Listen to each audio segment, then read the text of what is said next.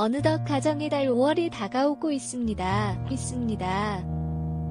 안녕하세요. 저는 제주도에 거주 중인 40대 초반 여성입니다. 지금 이곳은 많은 관광객분이 찾아주면서 활기를 띠고 있어요. 저 역시 저희 업체를 찾아주시는 많은 숙박객들 덕에 바쁜 하루하루를 보내고 있답니다. 5월이 되면 아유 돈 나갈 일투성이다 하면서 앓는 소리와 동시에 왠지 모를 들뜬 기분을 느끼고들 하죠. 특히나 이번 5월은 저한테 유독 과제처럼 느껴져요. 저 역시 그렇답니다. 작년에 한 이혼으로 인해 제 마음속엔 부모님께 보류한 것이라는 짐이 생겼기 때문이죠. 저는 두식과 해외 선물에 미친 남자와 이혼을 했습니다. 결혼 생활 8년 만에 말이에요. 하다 투자로 집을 날려먹은 그놈은 저희 친정 부모님이 구해주신 집에 자기 엄마를 멋대로 모시고 왔습니다. 장남 노릇을 해야겠다면서 말이죠. 그놈의 장남 노릇은 무슨 노릇도 상황을 마다마자 해야 하는 것 아닌가요? 상황 파악 그리고 주제 파악도 못하는 그놈의 인간뺨을 날려버리고 이혼을 했습니다.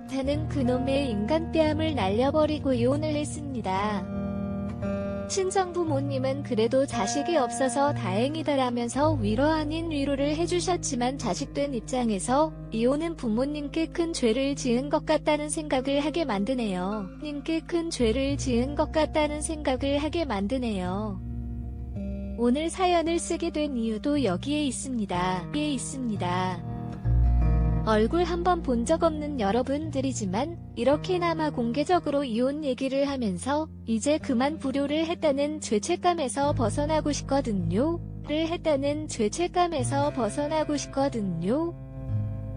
그럼 용기를 내어 이혼한 이야기를 들려드리겠습니다. 독수리 오영재. 이게 그 인간의 형제들이 동네에서 불리던 별명이었어요. 마치 집성촌처럼 저는 남편의 형제들이 모여서는 그 동네에서 신혼생활을 시작하였습니다. 명수 이번에 우리 가게에서 개발한 신메뉴인데 한번 드셔보시라고 가져왔어요.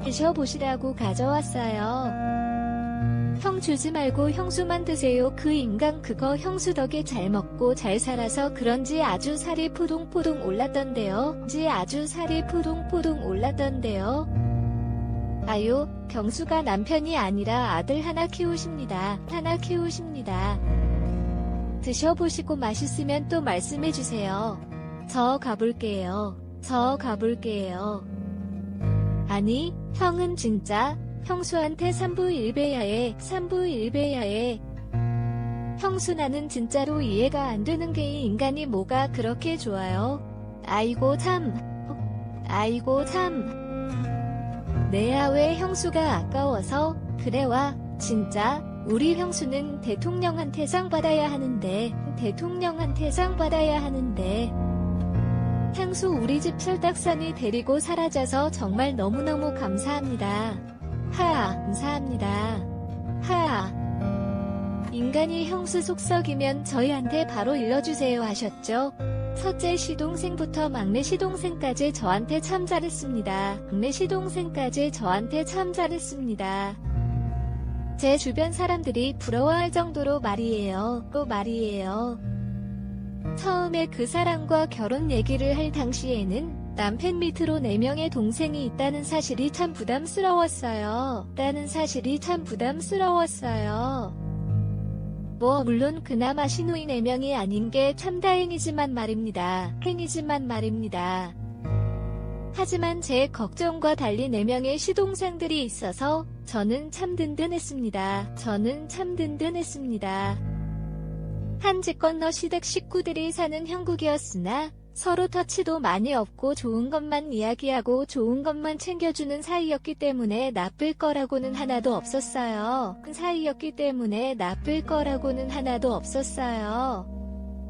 형제들끼리 의외도 좋아서 집안이 시끄러울 일이 없었습니다. 이혼하기 2년 전까지만 해도 제 결혼 생활에는 큰 굴곡이 없었습니다. 자기야, 이왕이면 돈 쓰는 거 제대로 쓰고 맛있는 거 먹는 게 낫지 안 그래? 돈은 쓴 만큼 들어오게 되어 있어. 그러니까 우리 이런 거로 째째하게 아끼지 말자고. 내 말 무슨 말인지 알지? 사람이 크게 놀아야 더 큰 물에서 놀 수 있게 되는 거야. 딱 한 가지를 꼽자면 제 남편이었던 그 사람은 씀씀이가 참 컸습니다. 연애 시절에도 씀씀이가 컸었어요. 물론 저나 그 사람이나 직장이 탄탄했기에 걱정스럽지는 않았습니다. 이왕이면 좋은 거, 이왕이면 맛있는 거 그 사람의 습관처럼 내뱉는 말이었죠. 그런데 그걸 누구한테 배웠나 했더니 자기 엄마한테 배운 거였더라고요. 결혼하고 나서 알았어요. 시어머니의 씀씀이는 거의 만수르, 저리 가라라는 사실을 말입니다. 시어머니가 어떤 사람이었느냐면요. 자기 수중에 있는 돈은 다 쓰는 것을 두려워하지 않은 사람이었습니다.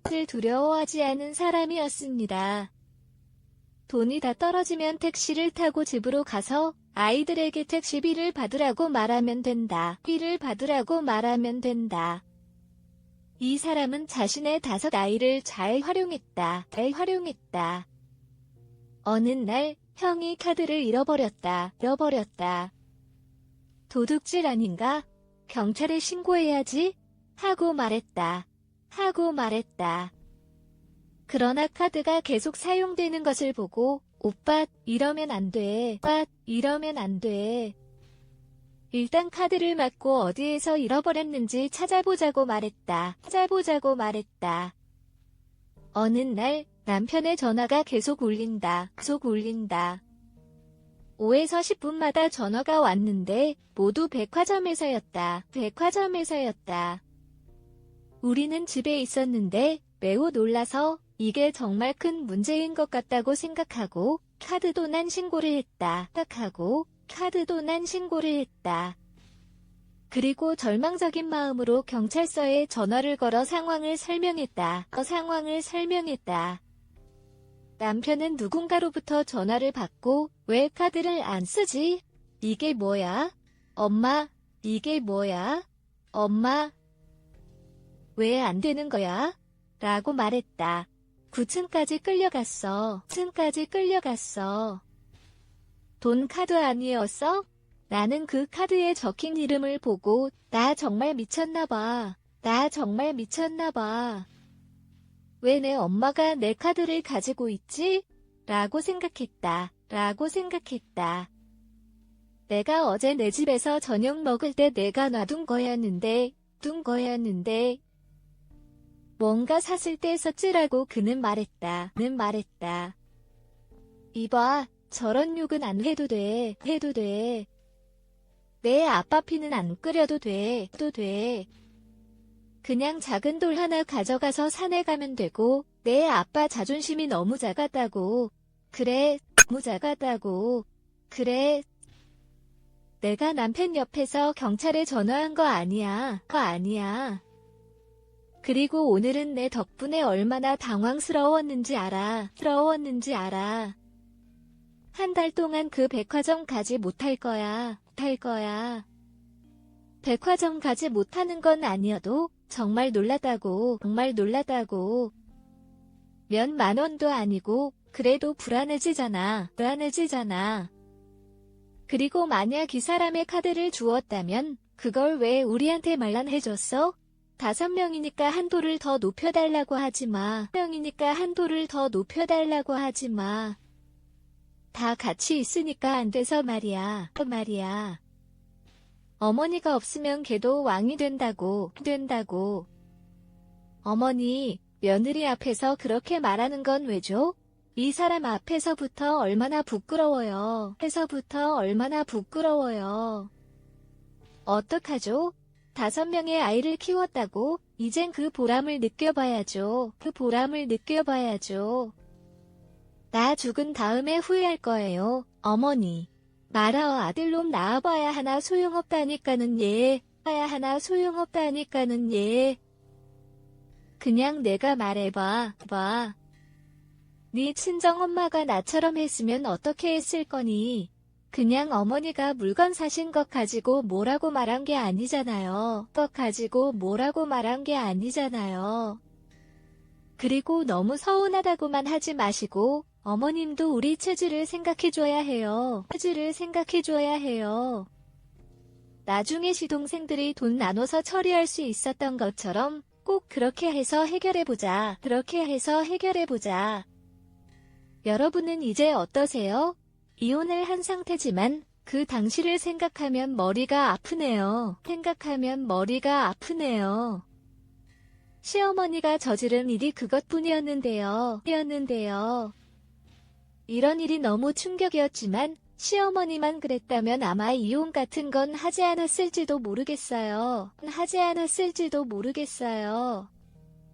그리고 남편 놈도 시어머니를 닮아 다른 방식으로 사고를 치기 시작했습니다. 차라리 솔직히 말을 하라니까. 내 생각이 맞잖아. 다른 여자가 생겼으면 생겼다. 그냥 나한테 속 시원하게 말을 하고 이혼해달라고 하라고. 그럼 내가 당신이랑 이혼해주겠다고. 맞잖아? 여자 생겼다면 솔직히 말하면 돼. 나를 의심하지 않아도 돼. 여보. 내가 무슨 바람을 피우기는 당신이 생각했을 때는 바람을 피우고 그럴 사람으로 보여. 바람 아니야? 당신 사람으로 보여. 바람 아니야? 당신 여자 생긴 거 맞잖아. 그렇지 않으면 그렇게 핸드폰만 붙들고 있고 자다가도 몰래 거실로 나가서 핸드폰만 만지고 그게 여자가 생긴 게 아니면 뭔데? 뭐냐고. 내가 생각하는 그런 거 절대 아니라고. 일이 있어서. 내가 좀 일이 있어서 그래. 남편이 수상한 행동을 하기 시작했습니다. 남편이 한 행동이 죄다 바람 피우는 사람들의 전형적인 특성과 꼭 맞아떨어졌죠. 그래야 내 말 믿을래. 장철이한테 전화라도 해볼까. 남편은 여자가 아니라 투자 문제 때문에 그렇게 핸드폰을 붙들고 살았던 것이었습니다. 남편이 연애 시절부터 쭉 투자를 해왔던 걸 말입니다. 저때 처음 알았어요. 수익이 날 때마다 이곳저곳 사기도 하고 또 그 돈으로 투자를 하기도 하고 그랬다더군요. 남편이 연애 시절부터 쭉 씀씀이가 컸던 이유를 말입니다. 이제야 퍼즐이 맞춰졌어요. 이런 걸 생각하면 이혼의 결정적 원인이 되었다고 해도 과언이 아닐 것 같아요. 원금만 회복하면 다시는 투자 같은 건 하지 않겠다고 했어요.